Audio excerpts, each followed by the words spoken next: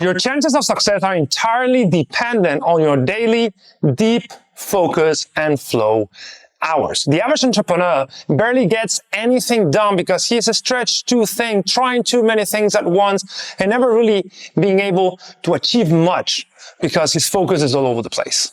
Elite entrepreneurs, those who are trained in peak performance, understand the value of deep focus and flow, especially when deployed on high leverage tasks. Success, therefore, is not really something that is depending on IQ or talent, but on performance, on how much you can focus on the wildly important.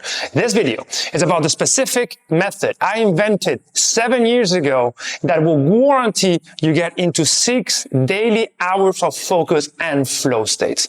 I know this will work for you because it has worked for over 300 people that we have trained in my company, Selfmastered.com, a peak performance institute for entrepreneurs. My name is Castillo, founder of Selfmastered, and what we do at the Institute is to systematize the art and science and peak performance so we can help entrepreneurs just like you scale without any procrastination, overwhelm, and burnout. This truly is a game-changing method because already in 2012, McKinsey, which is one of the most important consultant firms in the world, we have trained a few dozen of their consultants, realized they run a survey that average performers were 8 times less productive than top performers. So there was a direct impact between performance and eventual output.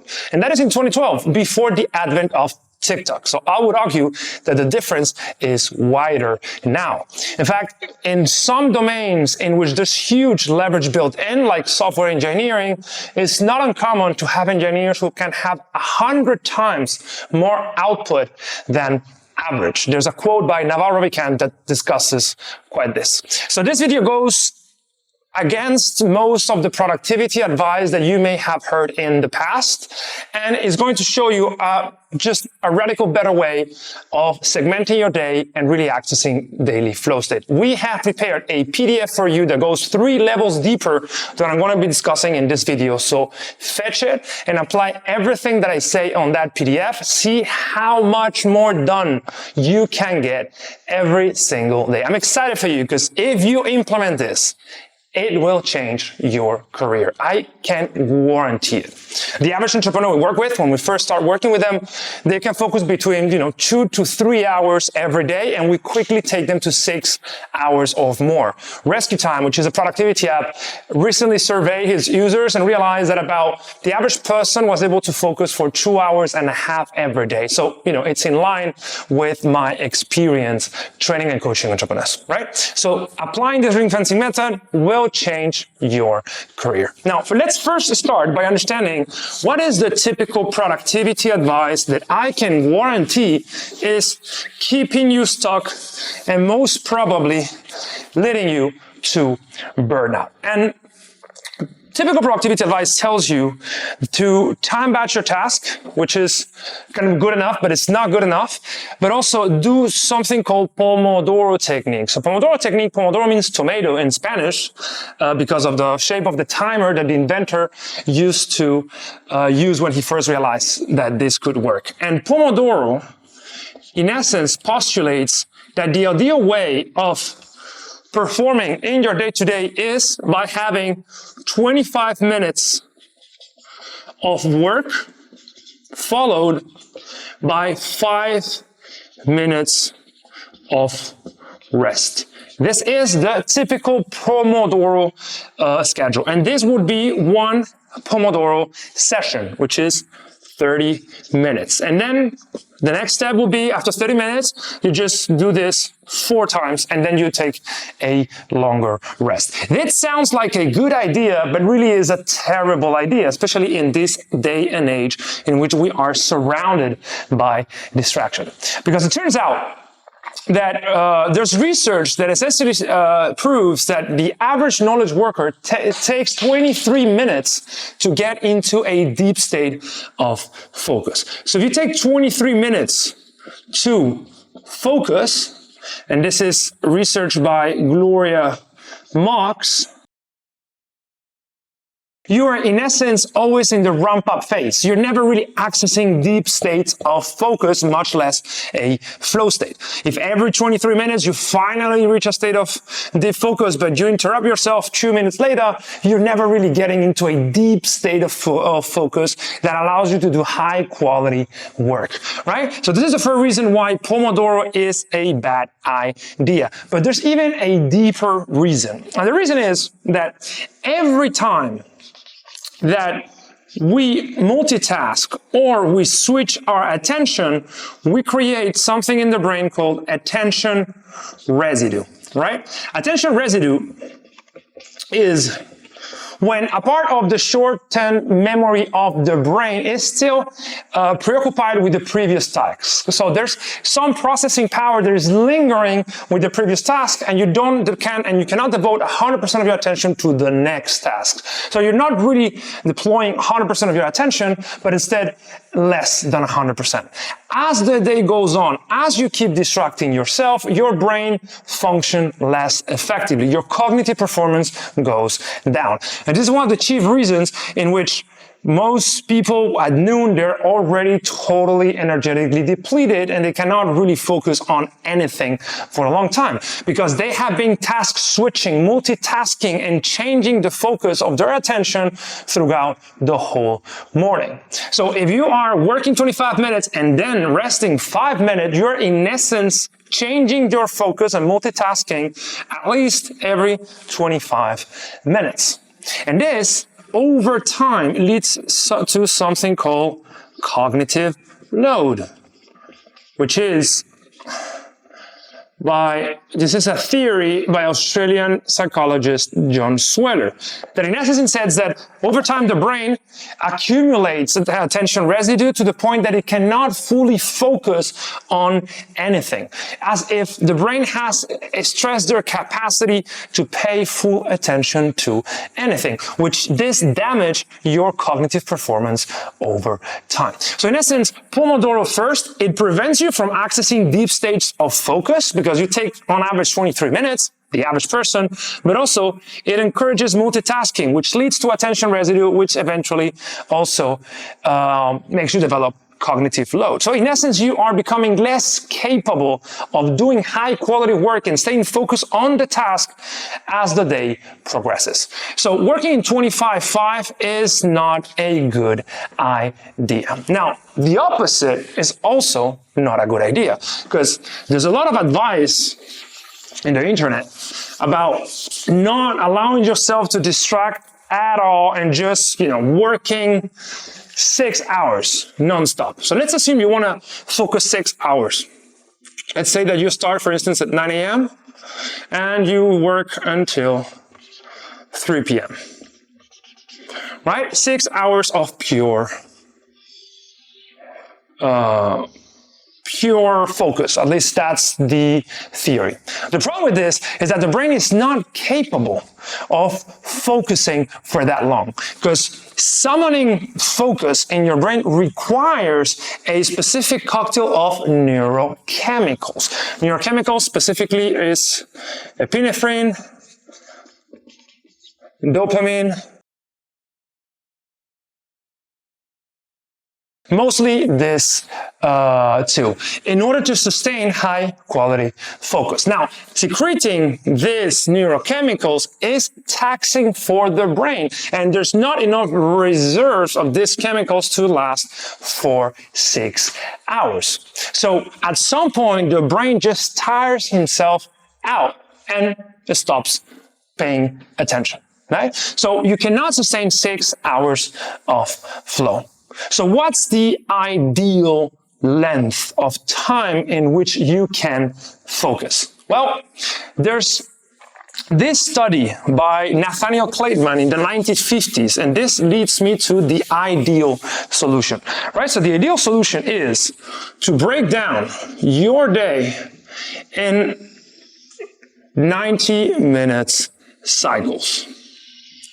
Because Nathaniel Kleitman realized in the 1950s that the human brain and overall energy patterns of the human body goes through ebbs and flows throughout the day. There's peaks and there's valleys. And at night, we call them sleep cycles. And during the day, we call them ultradian cycles. Ultradian. Ultra. Dia means within the day in Latin. So in essence, our energy ebbs and flows throughout the day. And from peak to peak is typically 90 minutes. So, and also from throw to throw. So the ideal way of segmenting your day for full focus is to break your day in 90-minute periods. So you can oscillate instead of trying to perform in one go, right? So the ideal way of segmenting your day is working in 90 minutes. So first, you create here a 90-minute time block.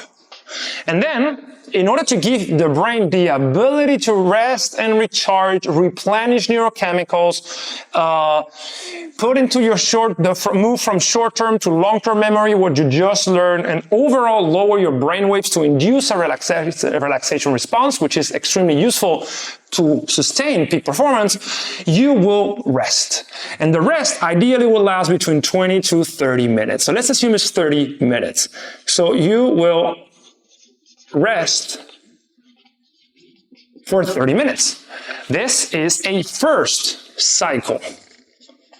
This is cycle number 1. So instead of 25-5, you focus for 90 minutes and then you rest for 30 minutes, right?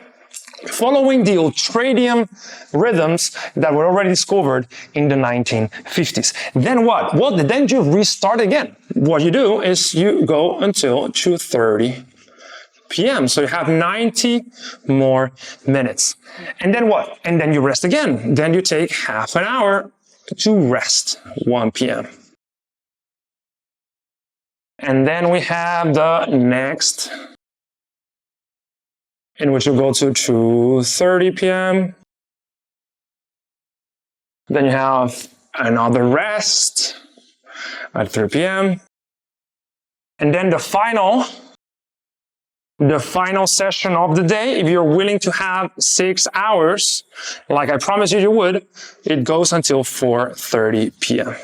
Right? So instead of trying to blitz your way and push for 6 hours, what you do is to give yourself 4 ring-fence sessions. I'm going to go in a minute what that means, in which you follow the rhythms of your own body. Right? You follow the rhythms of how you were built as a human. And this leads me to a very important idea that you need to understand if you want to really become an elite performer, because anyone can become an elite performer. You can master yourself and show up at peak performance every single day. You don't need to high IQ, talent, or anything like that. You just need to know how to do it. You just need to know the techniques.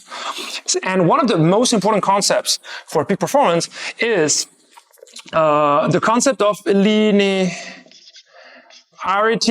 versus oscillation. So this one is huge.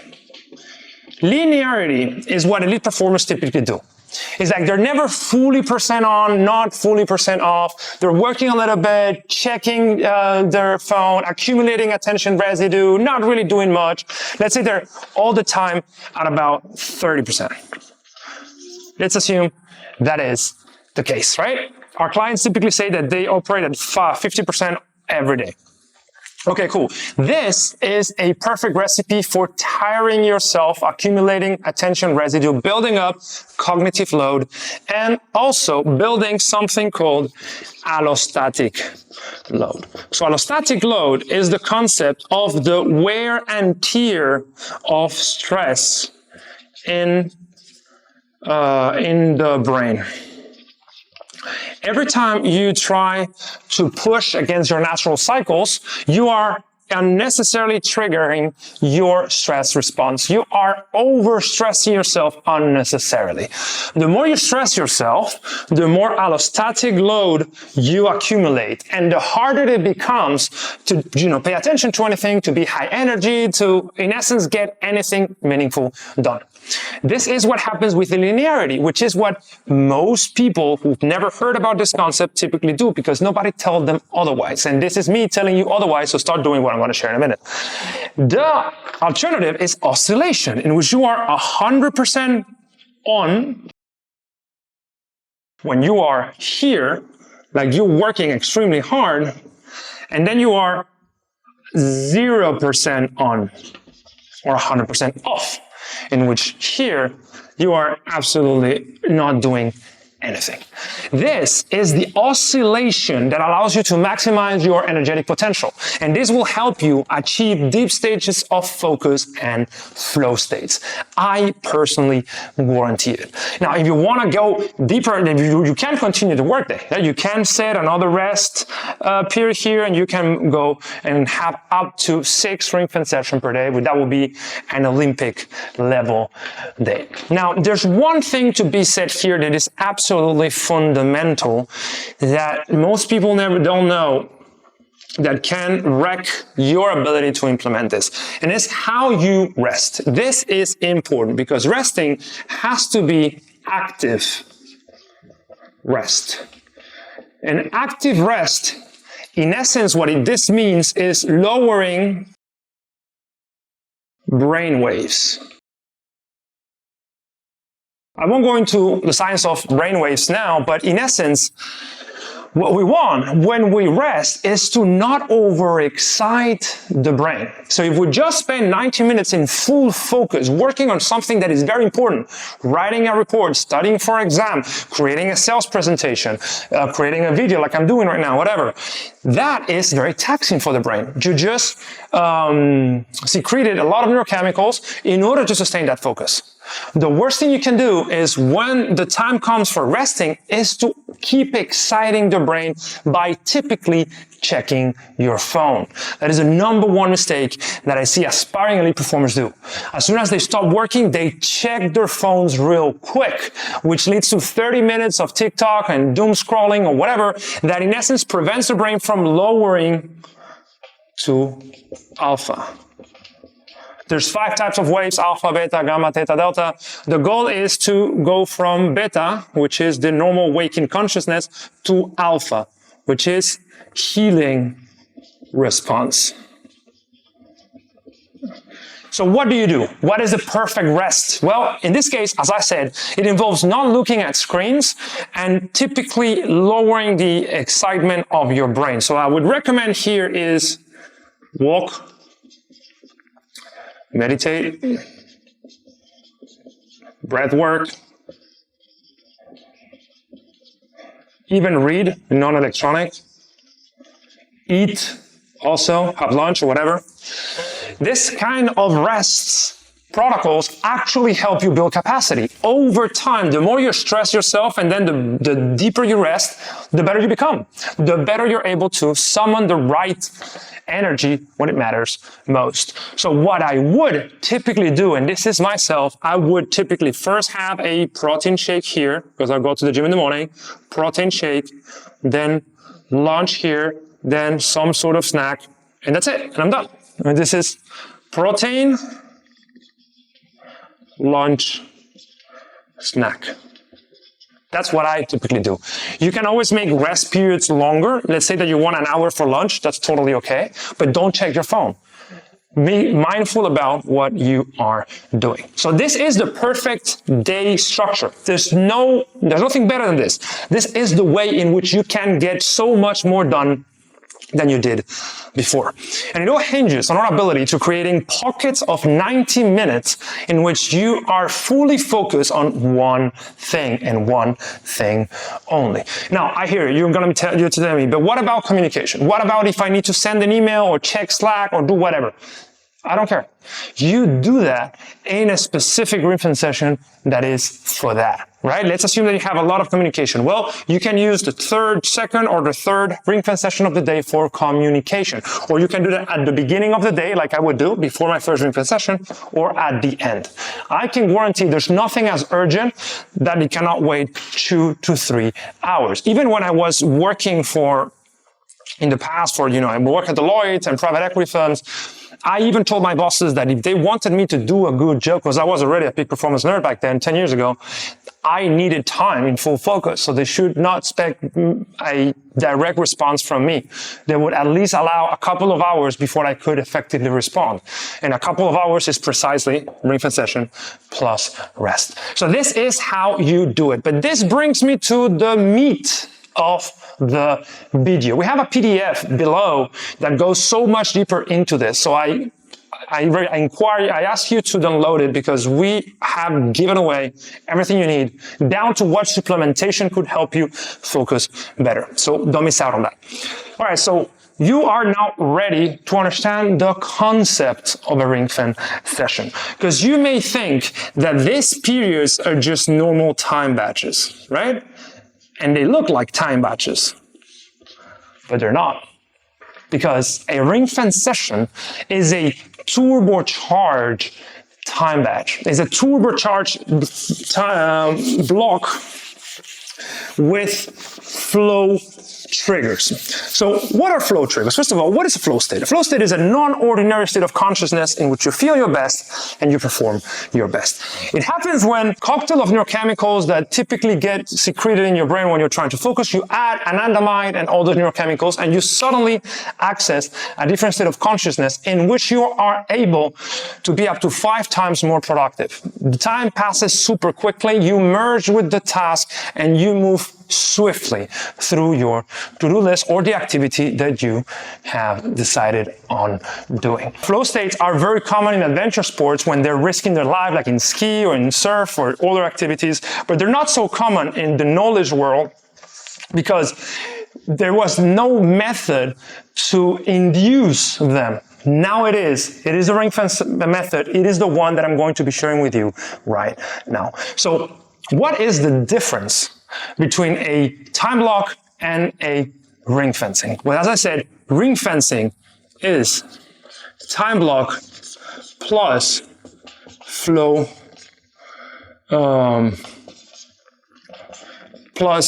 trigger. So what flow triggers, you may ask? Don't worry, I got you covered. I'll tell you all of them. Flow triggers. So here's how it works. First, you map out the 90-minute work session, right? Let's say they start at 9, 10:30. Cool. First thing you do is to devote it to one task. One task or group of tasks per session. What this does is this leverages the flow trigger of clear goals. The clearer the goal, the easier it is for you to actually do it. The easier it is for you to focus on the goal. If you don't know exactly what I'm trying to do, then how do you expect to really be focused on it? The first thing, it has to be clear. This can be write 1,000 words of a new article, or do 1 hour of research to find X amount of tasks. Do whatever, record 2 videos, whatever. It can be one task or a group of tasks that look the same. So the cognitive load of this task is pretty much the same. If you do not group in the same session a writing task and a recording task and then emails, because that is going to wreck your ability to access a flow state. Then the second condition is that it has to be 4% above skill level. Why is this important? Because the most validated flow trigger is called the challenge skill ratio. Skill ratio. which follows a law called Yerkes-Dodson. You don't need to know that, but the other day you were asking me for scientific references of what I say. Well, there you go.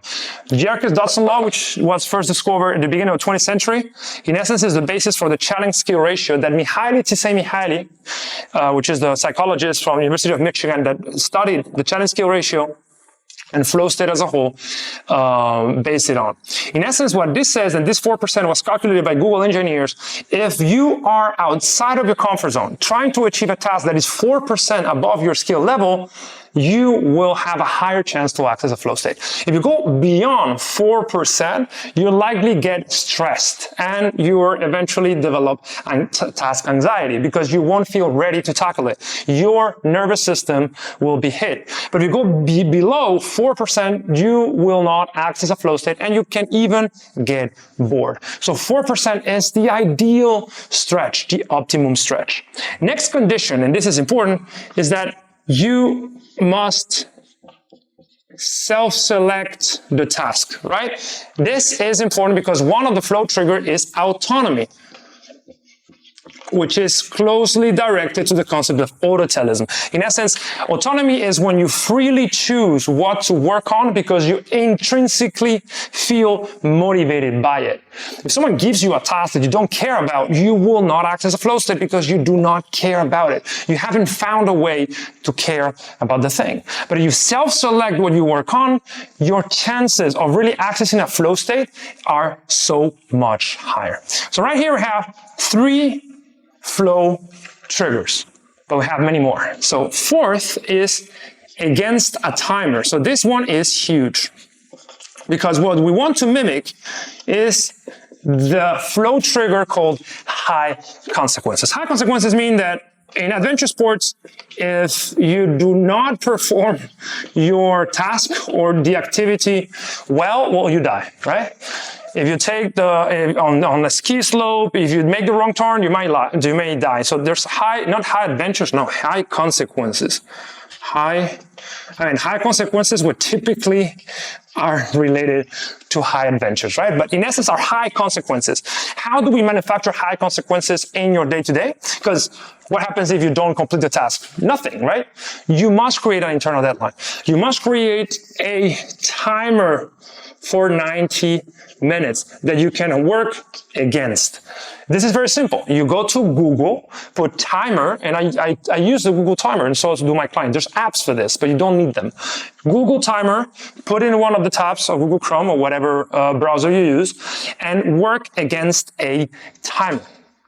Then another flow trigger, and this one is huge, is feedback. So feedback is absolutely fundamental because immediate feedback is a flow trigger.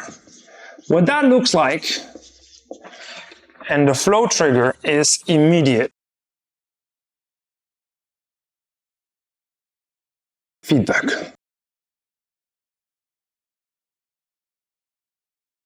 Immediate feedback. So immediate feedback means that the more feedback you have about your performance and the shorter the feedback loop, so the more immediate you're learning how well you're doing it, the more you improve. And overall, the better your results. For instance, on a ski slope, if you take the wrong turn and you die, well, the feedback is immediate, right? You realize very soon that you made a mistake. And this is, for instance, why there's such a difference in skill level after many years of experience between surgeons and radiologists. Radiologists, which is the doctors that look at X-rays, they don't typically get better over time because there's no immediate consequence of them getting wrong their task. But if a surgeon gets wrong the task, the procedure, a patient may die. So there's very high consequences and very short feedback loops embedded within a surgeon's routine, which is why surgeons get very good over time.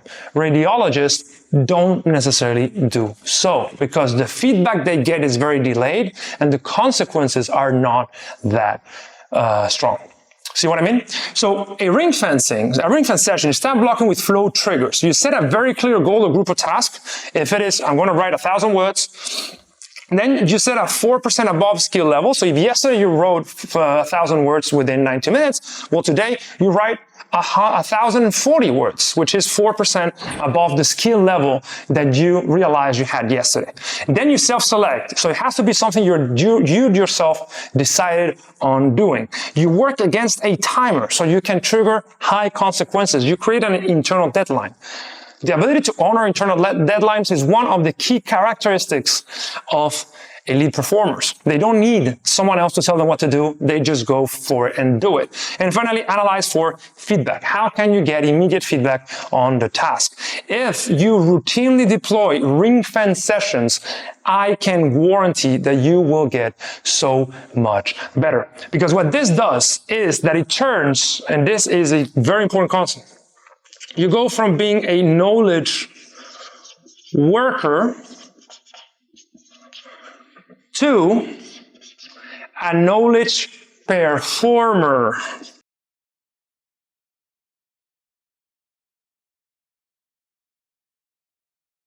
In other words, you are performing every day. And in fact, you are becoming an elite knowledge performer, which is what we help our clients become, elite entrepreneurs, elite executives. Why? Because you are becoming better. Because everything that you're doing is directed towards making you better. This is the concept, and this is a concept in peak performance science called deliberate practice, which is the practice that uses feedback loops to improve, right? This is what makes elite performers. It is the ability to have deliberate practice, which typically involves having some sort of coaching or mentorship, someone looking over your shoulder, correcting your practice. But what we do is we built a tool in order to give ourselves objective feedback, right? A tool that we typically use every day. So this is the concept of ring fencing, and this is how I get every single day at least 6 hours of deep focus, if not more.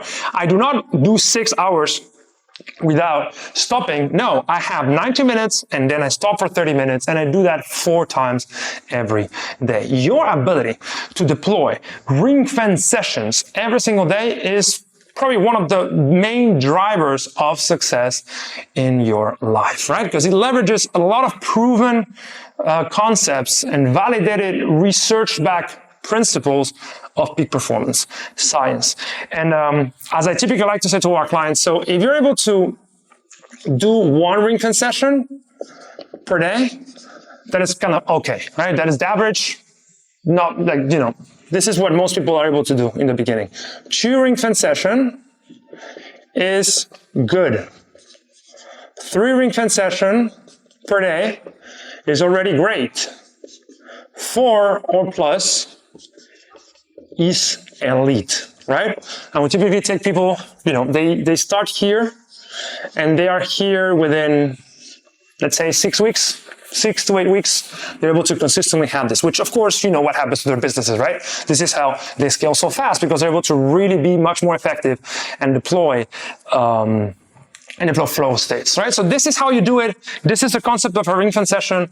This is what allowed me to have one of the fastest careers in Spain in the financial sector. I went from 0 to private equity real estate director within 30 months instead of 15 years. And, you know, I worked very hard, but I worked very systematically. I learned how to perform. I went from knowledge worker to knowledge performer. Now, just knowing the theory won't help you necessarily, because you're most likely dysregulated. You haven't trained yourself to sustain peak performance every day. So if you try to do that right off the bat, it will take a little bit of time to adjust. So I'm going to give you exactly what is the fast way to deploy this into your day today. And basically everything hinges on the concept of performance protocols. And this one is huge, because the way to consistently perform at your peak is through protocols, which is step-by-step instructions that have specific effects in your brain, in your mind, in your spirit. They specifically help you do something, right? So becoming a performer is a transformation that is predicated on leveraging proven protocols. And we currently offer like 72 or 73, well, let's say more than 72 protocols across 4 categories: spiritual, mental, physical, and executive. And I'm going to give you the most important protocol per category. So jot this down, because if you apply these 4 protocols, you're already 80% there. All right, so the first category is spiritual performance. And I know this may sound woo-woo to some of you guys. It certainly sounded woo-woo to me. I come from the finance world, from private equity, not the more spiritual endeavor, if you know what I mean. But in all of these years, all of this decade, going deep into performance, I realized that this is the highest leverage for performance. It's the most important pillar. And it is concerned with purpose, core values, awareness. But the most important thing that spiritual performance cares and trains is awareness. This is huge, because developing awareness of self, self-awareness of the world will help you make sense of your mind. The more aware you are of your internal thoughts and emotions and the behaviors you deploy, the more in control you will be. The problem with most people that are untrained in performance is that they live automatically. They react to life and they don't have the chance to properly think what is the best response, which leads to having a terrible day if they happen to wake up with terrible thoughts, or, not being able to deal with stress effectively. So they end up making bad decisions. And being aware of those processes is what spiritual performance trains. The next pillar is mental performance. And this is, in essence, concerned with behavior. Because a strong mind deploys consistency and discipline. It is through behavior that we know that a mind is strong. If you're able to not react, if you're able to always do what you said you were going to do, to remain disciplined, irrespective of what happens inside or outside your mind, you will have strong mental performance. So mental performance trains behavior. Elite mind, elite behavior. Now, physical performance is not about being strong or ripped, although that, of course, helps. But that is more like a health variable. I'm interested in performance. And the number one thing physical performance is concerned with is the stress management, your ability to regulate your autonomic nervous system. In other words, to activate the relaxation response when you are overstressed, or activate the stress response when you are too relaxed.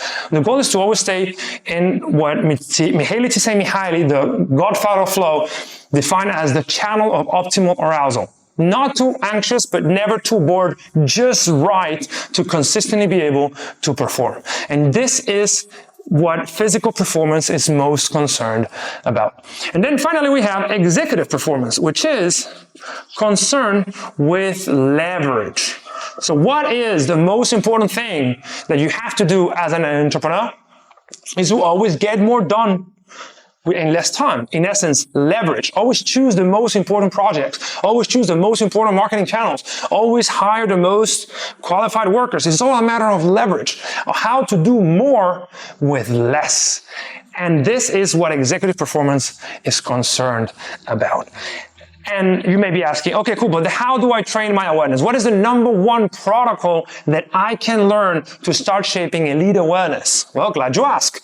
Is meditation. Meditation is the most important protocol or habit that you will ever do outside of, good sleep, good nutrition, and good exercise. Why? Because it shapes your awareness. It makes you realize that you have a choice in the thoughts and the emotions that come and you pay attention to in your head. Because thoughts and emotions are uncontrollable. They just pop into your mind and you can choose not to pay attention to them. And that is the source of your power. Because if you said you were going to do something, you have this crazy thought of, no, you know what? I'm too tired to do it. I just won't do it. You can stop it, let it go, and actually do the thing, right? So meditation is absolutely crucial. Every elite performer at the top of its game is a meditator. Some of them have actual, it doesn't matter what practice of meditation they do.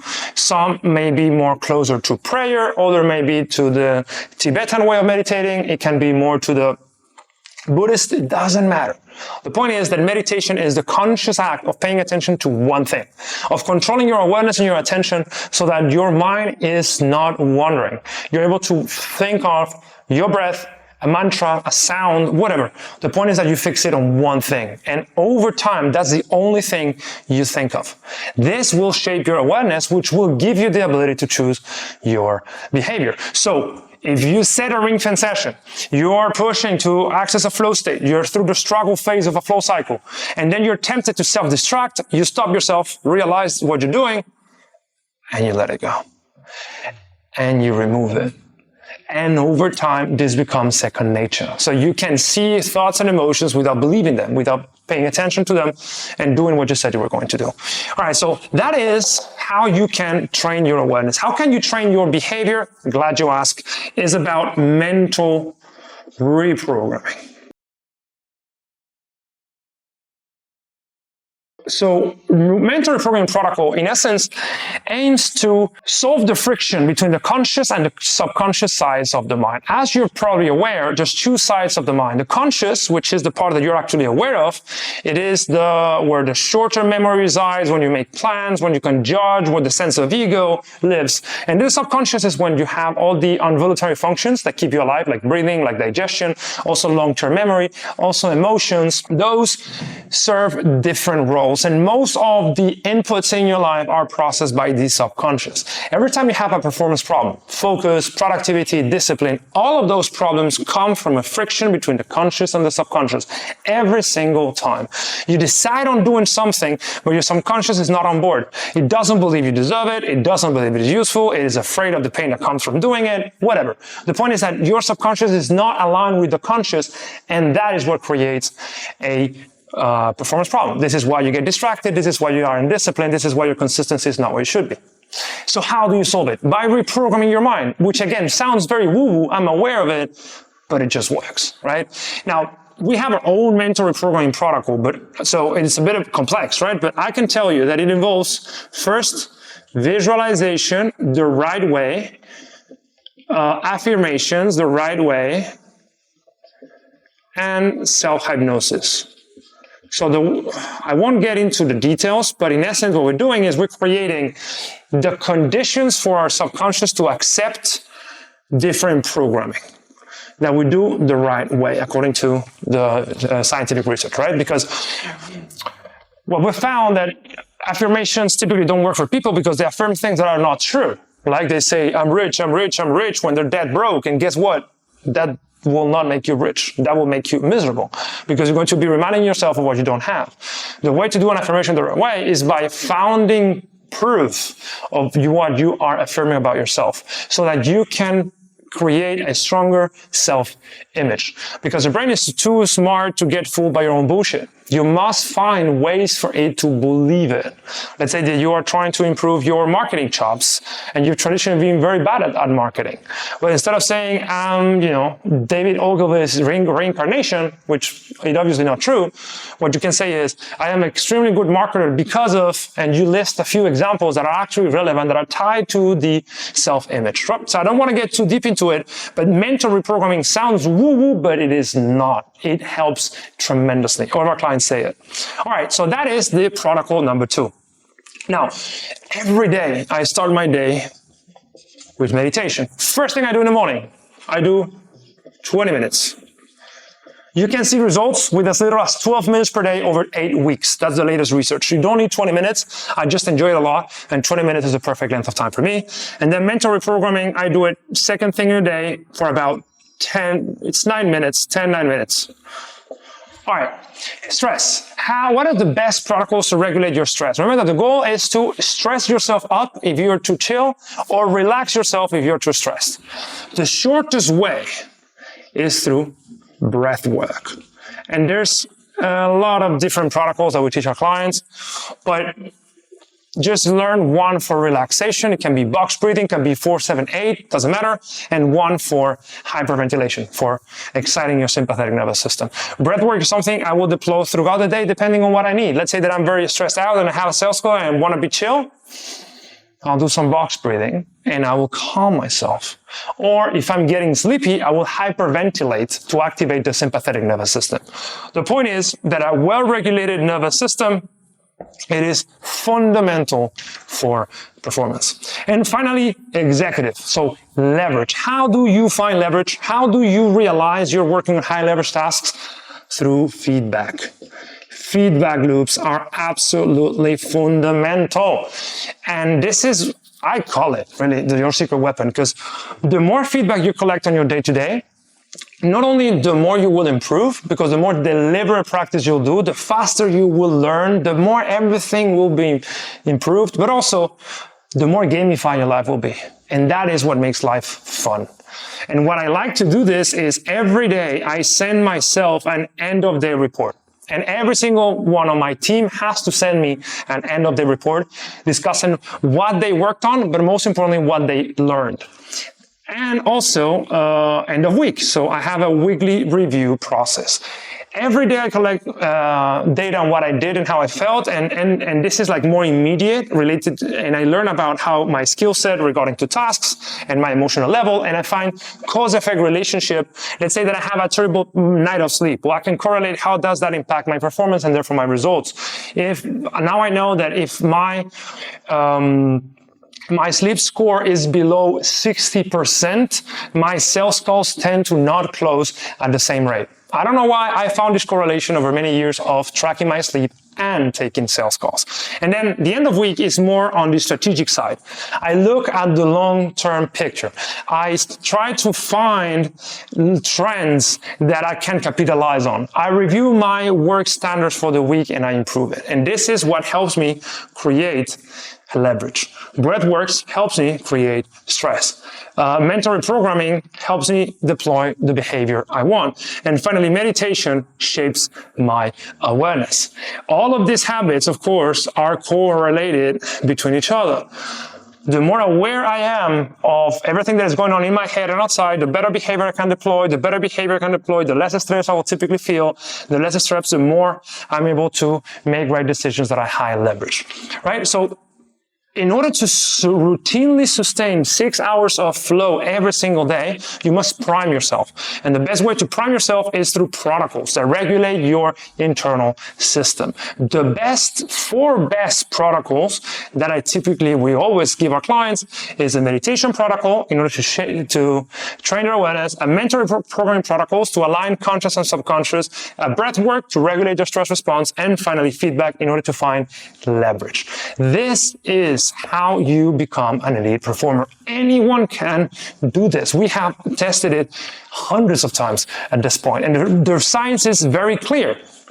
It's not a matter of how smart you are, it's a matter of how well you know yourself and how are you able to up your performance scientifically, right? So no woo-woo stuff, no manifestation, no law of attraction, no bullshit, right? Scientific performance protocols that we research them in, what the Navy SEAL does, astronauts or the NASA, other special forces. What else we look for? Of course, athletes. What else? Of course, elite CEOs, so let's say Fortune 100, very high level coaching, spirituality frameworks. So in essence, there's proven ways to regulate your state and take your performance to the ultimate level, which is what will eventually transform into an elite performer and give you the results you seek. Everything we do is so that we can have 6 hours of flow every single day. If you do this, I guarantee you will never go hungry. Because if you can deploy 6 hours of flow every single day, you may be the more unskilled, dumb person in the world, which you're not, but you will teach yourself whatever skill you need, and you will work with the highest leverage and full focus until you achieve your goals, right? This is how you really win at life. It's not by trying harder, it's not through hustling. It's by strategically creating the conditions for you to learn, execute, and perform at the highest level. As I said, we have a PDF below. We have gone 3 levels deeper into how to really do this and how you can right now, today, deploy some proven principles in your day-to-day, so don't miss out on that. And if you want more help with this, we have a whole YouTube channel, and if you want a one-on-one help with this, and we have slots, I don't know, depending on where you watch the video, book a call with us, and we will happily help you, right? See you in the next video.